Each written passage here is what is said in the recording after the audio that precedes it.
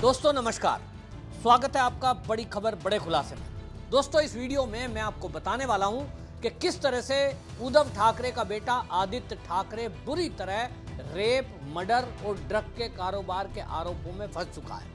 कुछ ही दिनों में अब या कुछ ही घंटों में कहें तो उसकी गिरफ्तारी हो सकती है, ऐसा दावा दिशा सालियान के वकील नीलेश ओझा का है। अब इस मामले में जो नया मोड़ खुलासा हुआ है, पूरा एक विवरण तरीके से प्रेस कॉन्फ्रेंस करके जो दिशा सालियान के वकील हैं एडवोकेट नीलेश ओझा, उन्होंने प्रेस वार्ता करके पत्रकारों के सामने एक एक करके सारी कड़ियों को जोड़ते हुए ये सिद्ध कर दिया है कि आदित्य ठाकरे और उसके साथ बाकी लोग मिलकर के बहुत भयानक खेल देश में कर रहे थे।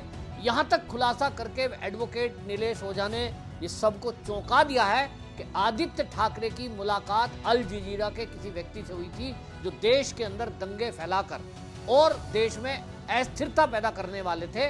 इस तरह के लोगों के भी टच में आदित्य ठाकरे था। हम joint commissioner of police Lakshmi Gautam साहब से मिले। हमने उनसे कहा कि जो रिटर्न कंप्लेंट है उसको एफआईआर ट्रीट करना पड़ता है, ये बॉम्बे हाई कोर्ट की गाइडलाइन है। तो उन्होंने सीपी से बात की, उनका ओके ठीक है एक्सेप्ट कर लीजिए, उन्होंने रिसीव दे दिया है। इस कंप्लेंट में हमने आदित्य ठाकरे, सूरज पांचोली, डीनो मौर्य, आदित्य के बॉडीगार्ड, इनके खिलाफ में गैंगरेप, मर्डर और जो उद्धव ठाकरे है, परमवीर सिंह है बाद में, और एक ये परमवीर सिंह, सचिन वाजे वगैरह, इनके खिलाफ में कवर अप का इनको सबको आरोपी बना के एफआईआर दर्ज करेंगे। हाँ ड्रग्स, आदित्य ठाकरे, डीनो मौर्य, ये लोग ड्रग्स के बिजनेस में इन्वॉल्व है। ये बात एनसीबी के इन्वेस्टिगेशन में बाहर आई। उसमें इनके फोन के रिकॉर्डिंग से लेके तो समीर खान के व्हाट्सएप चैट से लेके उसका स्टेटमेंट है, इसके फोटोग्राफ है। अभी हम प्रेस कॉन्फ्रेंस में आपको फोटो भी रिलीज करने वाले हैं। तो ये ड्रग्स के बिजनेस में इन्वॉल्व है या चक्रवर्ती ड्रग्स के केस में अरेस्ट हो चुकी है। ऐसा बहुत बड़ा नेक्सस है और ये कई ऐसी चीजें हैं जो दिशा की हत्या का कारण बनी। तो इसलिए इस बारे में हमने डिटेल दिया है और अभी वो लोग जवाब दे, एनसीबी के लोग जवाब दे कि उसको अरेस्ट क्यों नहीं किया अब तक। सबूत के तौर पर आपके पास क्या निर्देश हो जाएगा? अरे सबूत के तौर पर एनसीबी का पूरा केस फाइल है, आप जाइए एनसीबी ऑफिस को पूछिए, मैं ऑफिशियल स्टेटमेंट दे रहा हूँ। परमवीर सिंह का भी आपने नाम दिया था, क्या उनका क्या रोल है? परमवीर सिंह तो कवरअप में था ना, ये मर्डर गैंगरेप वाले सब कवरअप में परमवीर सिंह था और कुछ विटनेस एविडेंस हम वेरीफाई कर रहे हैं। वो अगर वेरीफाई होते तो परमवीर सिंह का ये बढ़कर इन्वॉल्वमेंट बढ़कर मर्डर के कॉन्स्पिरेसी में परमवीर सिंह और उद्धव ठाकरे भी आ सकते हैं, लेकिन हम अभी वेरीफाई कर रहे हैं। फिर सवाल उठता है कि जो महाराष्ट्र के अंदर दंगे हुए हैं, हाल ही में नागपुर का भी जो दंगा हुआ है, क्या ये आदित्य ठाकरे का कोई लिंक इसमें है? इस एंगल से भी अगर देवेंद्र फडणवीस कुछ इसकी जांच कराएंगे तो कुछ खुलासा हो सकता है, लेकिन मैं इसको मानता नहीं हूं कि इस तरह की कोई चीजें हो सकती है। लेकिन एडवोकेट नीलेश ओझा ने जो बताया है मैं अब आपके सामने रखूंगा इस वीडियो में और आप खुद अंदाजा लगाइए कि मामला क्या है। असल में एडवोकेट नीलेश ओझा से पत्रकारों ने जब पूछा कि आप किस बिना पर ये कह सकते हैं कि जो दिशा सालियान की मौत है वो हत्या है और उसमें पहले रेप हुआ है और सुशांत सिंह राजपूत की भी हत्या हुई है और दोनों मौतों का कोई लिंक है, और आप इतनी बड़ी बात बोल रहे हैं कि ये ड्रग के कारोबार में लिप्त था, तो इसके पीछे का आधार क्या है? एडवोकेट नीलेश ओझा ने खुलासा किया कि महाराष्ट्र के अंदर खासतौर पे बॉलीवुड में ड्रग का कारोबार चल रहा है, अरबों रुपए का कारोबार है और उसको चलाने के लिए तरह तरह के हथकंडे अपनाए जाते हैं। इसी में जो एनसीपी के नेता, आज तो वो एनसीपी अजीत पवार में हैं, आप याद करिए, नवाब मलिक का दामाद है समीर खान। समीर खान एक कंपनी का मालिक है, DAPP। ये DAPP जो कंपनी है ये इवेंट कराती है, लोगों को बॉलीवुड में एंट्री कराना, उनको फिटनेस देना, उनको ट्रेनिंग देना, इस तरह का इवेंट कराने का कुछ काम करती है। वकील का दावा यह है कि ये उसके आड़ में नशे का कारोबार करते हैं और ये वकील का जो दावा है ये खाली हवा में नहीं है। उन्होंने ये कहा कि एनसीबी के रिकॉर्ड में है कि इस व्यक्ति से, यानी जो समीर खान है, नवाब मलिक का दामाद जो है, इसको गिरफ्तार किया और इसके साथ ही करण सजनानी, साहिल फर्नीचर वाला, साहिस्ता फर्नीचर वाला, राजकुमार तिवारी, ये लोग पकड़े गए थे। और उस समय 13 फरवरी 2021 को समीर खान को जब गिरफ्तार किया, 194.6 किलोग्राम गांजा इसमें पकड़ा गया। यहां से वकील शुरुआत करते हैं। एनसीबी के जो जोनल हेड थे समीर वानखेड़े, उनको ये जिम्मेदारी दी गई थी और स्पेशल ड्यूटी उनकी लगाई गई थी कि भाई आपको मुंबई के अंदर जो ड्रग का कारोबार चल रहा है इस पर प्रहार करना है। मोदी सरकार जब से केंद्र में आई है तो ड्रग पर लगातार प्रहार कर रही है। ये समीर वानखेड़े ने जैसे ही इन लोगों पर जो ये ड्रग पार्टियां करते थे बॉलीवुड में, इनकी निगरानी रखना शुरू किया तो पता ये चलता है कि करण जौहर जैसे लोग ड्रग की पार्टी ऑर्गेनाइज करते हैं। इसी में एकता कपूर का भी नाम उनके संज्ञान में आया। इन लोगों को सर्विलांस पे रखा गया और एनसीबी के समीर वानखेड़े जो है डायरेक्टली इन चीजों को देख रहे थे। तो जितने भी ये बॉलीवुड में ड्रग की पार्टियां करने वाले लोग थे, इनका निगरानी रखी गई, कॉल डिटेल की गई, रिकॉर्ड। इसी में आपको याद होगा शाहरुख खान के बेटे पर रेड हुई थी क्रूज पार्टी में, वो भी इसी तरह पकड़ा गया था। ठीक इसी तरह एकता कपूर को जब ट्रेस कर रहे थे ये एनसीबी वाले, इसी में ये पता लगा कि चैट चल रही है और उस चैट में एकता कपूर के जन्मदिन की एक पार्टी होने वाली है। इस पार्टी में समीर खान ये प्रोवाइड कराएगा नशे का सामान और ये बात इनकी चल रही है यहाँ आदित्य ठाकरे की। और ये बात कर रहे हैं दो लोग कि आदित्य ठाकरे से मिलकर के हम किस तरह से महाराष्ट्र के अंदर इस अपने कारोबार को ज्यादा बढ़ा सकते हैं। इसी में उनको डाउट हुआ और फिर आदित्य ठाकरे को ट्रेस किया गया, यानी उनकी भी जानकारी रखी गई कि कब कहां मिलते हैं। और वो जो पार्टी थी एकता कपूर की, क्योंकि बड़े लोग हैं, बड़ा नाम है, उस पार्टी में कहा जा रहा है कि करण जौहर जैसे लोग आए, आदित्य पंचोली और उसमें अरबाज खान। आप समझ रहे हैं अरबाज खान सलमान खान का भाई। जी हाँ, यही वो बड़ा नाम है जिसके कारण पुलिस प्रशासन और सीबीआई वगैरह सब मौन हो गए। कहीं ना कहीं सलमान खान डायरेक्ट इनडायरेक्ट इस सारे केस से जुड़ता हुआ दिखाई दे रहा है। अभी तक किसी ने सलमान खान का नाम नहीं लिया है, क्योंकि भाई का नाम भी अभी तक किसी एजेंसी ने नहीं लिया है। लेकिन एडवोकेट नीलेश ओझा का कहना है कि उस पार्टी में अरबाज खान भी था। अब अरबाज खान पार्टी में आया, ऐसे तो बॉलीवुड के बहुत लोग आए, लेकिन वो इन्वॉल्व है कि नहीं ये जांच का विषय है। लेकिन लिंक्ड तो आया। वो ये कहते हैं कि इस पार्टी में बॉलीवुड के कई कलाकार आए, जिसमें बड़े बड़े नाम भी थे, कुछ रिया चक्रवर्ती जैसे भी लोग थे। इसी में सुशांत सिंह राजपूत को बुलाया गया, इसी में उसकी मैनेजर दिशा सालियान को भी बुलाया गया। इसी पार्टी में एकता कपूर की पार्टी में अन्य लोग भी आए, लेकिन वहां कुछ सुशांत सिंह राजपूत को ऐसा लगा, ऐसा दिखा, जिसका वो दावा करता है कि एक एनजीओ से छोटी छोटी बच्चियों को बुलाया गया। छोटी छोटी बच्चियों को एनजीओ से बुलाया गया, उनकी सप्लाई की जाती थी, उनके साथ यौन शोषण होता था। ऐसा दावा एडवोकेट नीलेश ओझा का है और उनके पास इसके एविडेंस हैं। वो कह रहे हैं कि मैं कोर्ट में इसको प्रोवाइड कराऊंगा। अब ये मामला बहुत गंभीर है, क्योंकि अगर नाबालिग बच्चियों का यौन शोषण होता है तो इसमें तो आजीवन कारावास है। और कोई भी हो, किसने भी वो पार्टी ऑर्गेनाइज की है और जितने लोग उसमें शामिल हुए हैं, सबके सब फंसेंगे। और इसीलिए ये कहा जा रहा है कि वहां से सुशांत सिंह राजपूत और उसकी मैनेजर, वो दोनों वहां से लोग चले गए। ये जब गए तो इन लोगों को ये डाउट होता है कि ये कहीं ना कहीं तुम्हारी बात को लीक कर देंगे। और सुशांत राजपूत ने किसी को ये बोल भी दिया कि मैं एक प्रेस कॉन्फ्रेंस करके इसका खुलासा करने वाला हूँ। बस यहीं से सुशांत सिंह राजपूत की हत्या की साजिश रची गई। उसकी मैनेजर क्योंकि उसके साथ थी, तो मैनेजर को भी मार दिया जाए, क्योंकि उसको भी ये पता लग चुका था। और आपको जान के आश्चर्य होगा कि अभी तक सुशांत सिंह राजपूत और दिशा सालियान, इससे जुड़े हुए 10 लोगों की मौत हो चुकी है। एडवोकेट नीलेश ओझा का कहना है कि वो मौत रहस्यमय है। कोई रोड एक्सीडेंट में मरा है, कोई हार्ट अटैक से मरा है, कोई ऊपर बिल्डिंग से कूद गया, ऐसा कहा गया है। लेकिन नीलेश ओझा का कहना है कि ये सभी मौतें संदिग्ध हैं, क्योंकि वो सभी गवाह थे कहीं ना कहीं चश्मदीद दिशा सालियान या सुशांत सिंह राजपूत की मौत में। अब ये बहुत मामला गंभीर हो जाता है कि एक तरफ तो ड्रग के आरोप लगे हैं, जिसमें इन्वॉल्व आदित्य ठाकरे बताया जा रहा है, दूसरी तरफ सबूत मिटाने के चक्कर में 10 मर्डर। सोचिए कितना बड़ा केस है जिस दिन ये खुलासा होगा। समीर वानखेड़े साहब की तभी जब वो पकड़ने वाले थे तब उनकी ट्रांसफर कर दी थी। ये बात उन्होंने नहीं बताई, उनके कलीग ने बताई। 'तो हमने उसके बेस पे समीर वानखेड़े साहब को रिस्पोंडेंट बनाया। आप समीर वानखेड़े साहब का वकील, उनके वकील ने कहा है वो कोर्ट में एफिडेविट दे रहे हैं उनका, सब दूध का दूध पानी का पानी हो जाएगा। ये मैटर में आदित्य ठाकरे ने जो गुनाह किए उस गुनाह को कवर अप करने के लिए उद्धव ठाकरे ने अपने सीएम की पोस्ट का पूरा दुरुपयोग किया।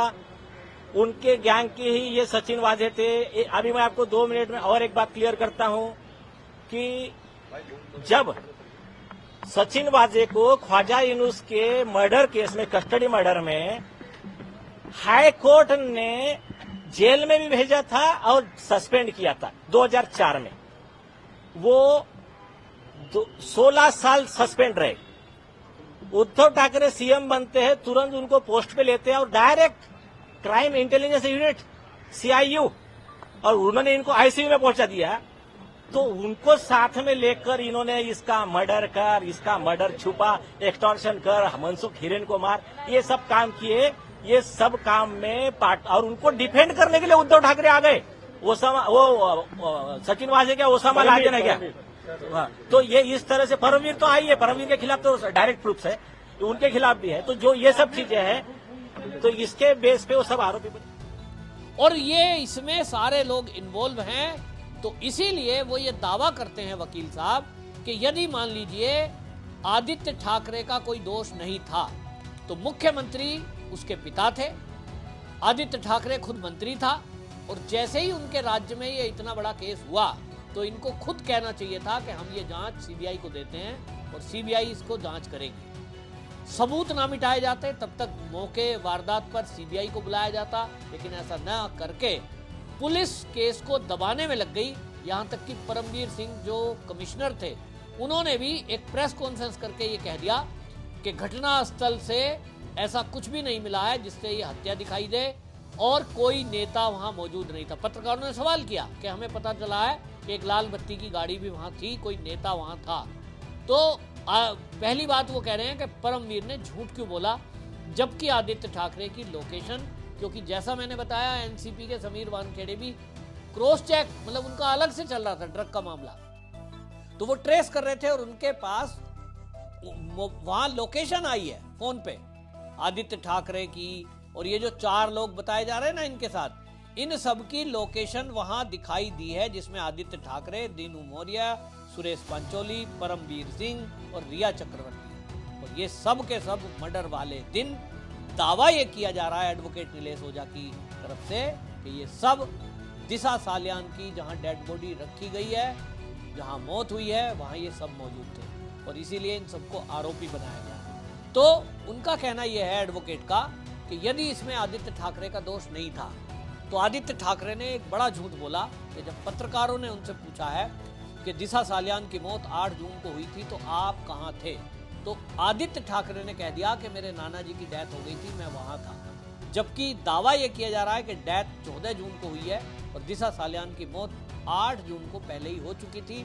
तब आदित्य ठाकरे ने झूठ क्यों बोला, एक बात। दूसरा, पोस्टमार्टम की रिपोर्ट दिशा सालियान की बदली गई, क्योंकि दिशा सालियान के पिता के पास उसकी फोटो है, उसमें कोई चेहरे पर चोट नहीं है, कोई शरीर की हड्डी नहीं टूटी है, और अगर 14वीं मंजिल से वो गिराई जाती तो हड्डी पसली सारी टूटती। पोस्टमार्टम रिपोर्ट में बदल करके उसको ऐसा बनाया गया कि उसकी हड्डियां टूटी हुई थी, जबड़ा टूटा हुआ था, दांत टूटकर बाहर निकल गए थे, फर्श पर खून फैला हुआ था, और ऐसी कोई फोटो थी नहीं, तो फोटोशॉप करके बनाई गई, ऐसा दावा एडवोकेट का है। यानी सबूतों के साथ छेड़छाड़ हुई, सबूतों को मिटाया गया। तो दावा यह है इनका कि अगर ऐसा नहीं होता तो इस सब की जरूरत क्या थी, पोस्टमार्टम रिपोर्ट बदली क्यों गई, और वो सब डॉक्टर सबूत हैं, लेकिन इसमें जो भी सबूत सामने आता गया और जो गवाह बनता गया उसकी मौत होती चली गई, और वो ये वकील साहब कह रहे हैं इसकी भी जांच अलग से होनी चाहिए। तो पूरा एक लिंक उन्होंने बता दिया कि इसमें समीर खान वो शामिल है, समीर खान नवाब मलिक का दामाद है, वो एनसीपी का नेता है, और आदित्य ठाकरे की जब सरकार चल रही थी, उद्धव ठाकरे की सरकार चल रही थी, तो उसमें एक बड़ा रोल उनका था और वो मंत्री थे। इसी के कहने पर ये सारा केस दबाया गया, मोटा पैसे का खेल हुआ, क्योंकि इसमें आप सोचिए कि जहां नाम आ जाए अरबाज खान, जहां नाम आ जाए आदित्य पंचोली, और सबसे बड़ा नाम इसमें जो आपको बता दें कि वो पार्टी ऑर्गेनाइज करने वाली जो उसमें वो महिला कलाकार है। ये सब देखते हुए ये कहा जा रहा था कि इतने बड़े नाम होने के कारण जब इसमें एकता कपूर जैसा नाम आ गया तो इस सारे मामले को समीर वानखेड़े से वापस ले लिया गया और उनका ट्रांसफर कर दिया गया। ये भी शक पैदा करता है और इस सब के आधार पर वो ये कह रहे हैं कि ये बहुत बड़ा काम है महाराष्ट्र के अंदर, अब इसकी भी जांच करना जरूरी है। और मैं तो समझ रहा हूं कि जो ये एडवोकेट ने आरोप लगाए हैं कि अल जजीरा के जरिए महाराष्ट्र के अंदर और देश के अंदर अस्थिरता पैदा करना, इसकी भी प्लानिंग की जा रही थी आदित्य ठाकरे के जरिए। यानी आदित्य ठाकरे के जरिए महाराष्ट्र में दंगा फसाद कराने के लिए भी आदित्य ठाकरे का इस्तेमाल या शिवसेना उद्धव ठाकरे का इस्तेमाल करना, इसकी कोई डील चल रही थी। तो इसके पीछे तो समझ लीजिए आतंकी एंगल निकलेगा, तो एनआईए से इसकी जांच होनी चाहिए, मुझे ऐसा लगता है। और इसलिए मैं एडवोकेट नीलेश ओझा को भी कहूँगा कि इस मामले में जो उन्होंने एप्लीकेशन कोर्ट में दी है और उन्होंने कमिश्नर मुंबई को दी है, अब उसमें ये एंगल अगर खुलता है तो कमिश्नर को और मुख्यमंत्री देवेंद्र फडणवीस को चाहिए कि इसकी जांच महाराष्ट्र में तो किसी अधिकारी से कराए ना, क्योंकि वहाँ कौन किसका फेवर लेगा, कौन किससे दबाव में आएगा। मैं कहना चाहता हूँ इस वीडियो के माध्यम से आप सब लोग सुनिए और गौर से सुनिए। एसएसआरियंस को कहना चाहता हूँ, दिशा सालियान से जुड़े हुए लोगों को कहना चाहता हूँ, और जो ये चाहते हैं कि महाराष्ट्र में जो बॉलीवुड का ड्रग रैकेट है, ये जो बॉलीवुड में ड्रग की पार्टियां चल रही हैं, ये एकता कपूर जैसे नाम जो आ रहे हैं, इन सब का एक्सपोजर होना चाहिए, खुलासा होना चाहिए, ये सब गिरफ्तार होने चाहिए और गंदगी देश से मिटनी चाहिए। तो सबसे पहले मैं कहता हूं कि इसकी जांच में एनआईए को इन्वॉल्व किया जाना चाहिए। और अगर ये एनआईए को जांच नहीं दी जाती, जैसा कि नीलेश ओझा ने बोला है कि महाराष्ट्र के बाहर इसकी जांच और ट्रायल होना चाहिए, तो मैं नीलेश ओझा से कहूंगा कि वो एप्लीकेशन में हाई कोर्ट से यह आदेश ले लें, इसके लिए सुप्रीम कोर्ट जाएं कि ये जांच उत्तर प्रदेश पुलिस को दी जाए। उत्तर प्रदेश की योगी आदित्यनाथ की पुलिस बहुत बेहतरीन पुलिस है, आज की डेट में देश में नंबर 1 है, और वहाँ जो एटीएस है वो आतंकवादियों को भी डील करना जानता है। तो बाबा जी अपने आप एटीएस की टीम भी लगा देंगे और इसमें एसटीएफ को भी लगा देंगे, और उत्तर प्रदेश में जब ये पकड़ करके लाए जाएंगे, एकता कपूर हो, चाहे उसका बाप हो, चाहे कोई भी हो, ये जितने आरोपी हैं, ये जब यहाँ लाए जाएंगे यूपी में, तो उत्तर प्रदेश की पुलिस ही वो पुलिस है जो इनसे सच उगलवाने में सक्षम है। बाकी मुझे नहीं लगता कि सीबीआई या कोई और संस्था इनसे सच उगलवा पाएगी। यदि आप मेरी बात से सहमत हैं कि इस जांच को दिशा सालियान का रेप एंड मर्डर और सुशांत सिंह राजपूत का मामला और इसमें ड्रग मामला, इस सब की जांच उत्तर प्रदेश पुलिस को दे दी जाए, तो आप सब कमेंट में जरूर लिखिए और इस वीडियो को टैग करिए, योगी आदित्यनाथ को टैग करिए एक्स पर, उनके ऑफिस में मेल भेजिए। और मैं सभी एसएसआरियन को कहना चाहता हूं कि योगी आदित्यनाथ से आग्रह करने के बजाय अब वकील इसमें सुप्रीम कोर्ट मूव करें और तत्काल इसमें ऑर्डर कराएं कि यूपी सरकार को, यूपी पुलिस को ये केस सौंपा जाए और उत्तर प्रदेश की ही ये हाई कोर्ट में केस चलना चाहिए, इलाहाबाद हाई कोर्ट में। वहाँ वकील भी बहुत बेहतरीन है जो इस केस में दूध का दूध पानी का पानी करने में इसमें मदद करेंगे, और वहाँ पर जज भी बहुत बेहतरीन है जो न्याय कर सकते हैं। बाकी पर मुझे तो भरोसा नहीं है। आपकी क्या राय है कमेंट में जरूर लिखें, वीडियो को शेयर करें, और जैसा मैंने कहा योगी जी को मेल करें और सब वकील लोग सलाह कर लो, एसएसआरियन इसमें कोर्ट से ऑर्डर करा दो, इससे बेहतरीन और कुछ हो नहीं सकता। बाबा जी की पुलिस ही आजकल सीधा बुलडोजर एक्शन या तो बुलेट एक्शन दोनों में माहिर है। आपकी क्या राय है कमेंट में जरूर लिखें, वीडियो को शेयर करें। वंदे मातरम।